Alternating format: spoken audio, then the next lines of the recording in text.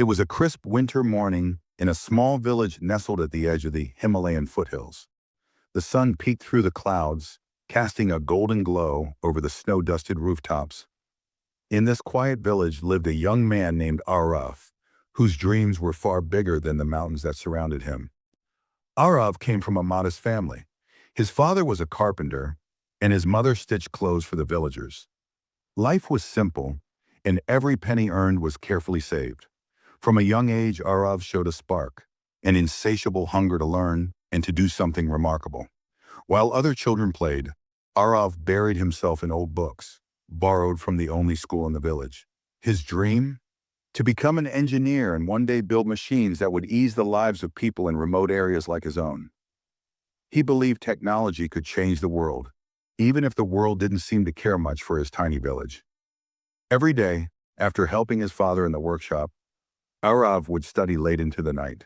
There was no internet, no fancy coaching classes, only determination, a few borrowed textbooks, and a kerosene lamp that flickered against the wind.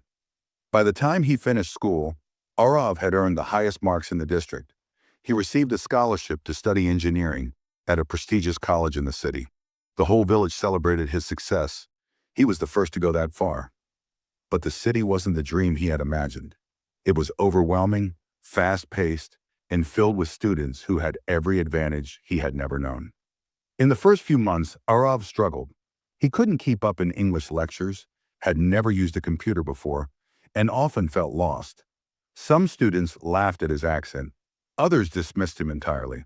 It would have been easy to quit, to return to the familiar warmth of his village. But Aarav remembered something his father once told him.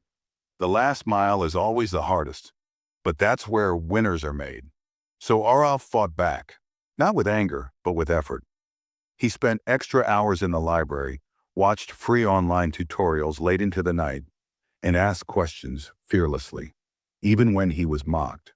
He took part-time jobs, sweeping floors, delivering newspapers, just to support himself. Slowly, he started understanding the language, the machines in the city. He learned to adapt without losing his roots. In his final year, Aarav built a solar-powered irrigation system for his village as his final project. It was simple, low cost, and designed using scrap materials. His professors were impressed. The project won several awards and caught the attention of a startup that offered him a position as a junior engineer. Years passed. Aarav didn't stop at being an engineer. He eventually founded his own company, one focused on developing affordable technology for rural communities.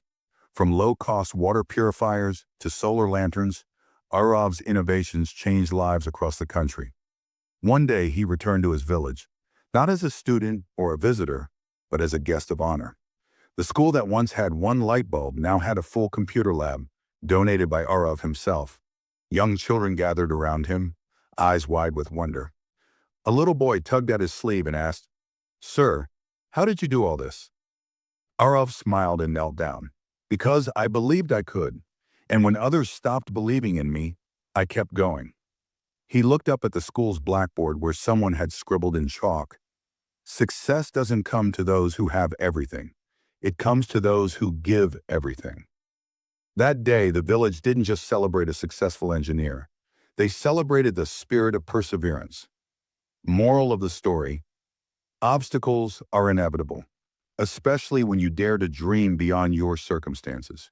But with resilience, humility, and relentless effort, even the biggest mountains can be moved.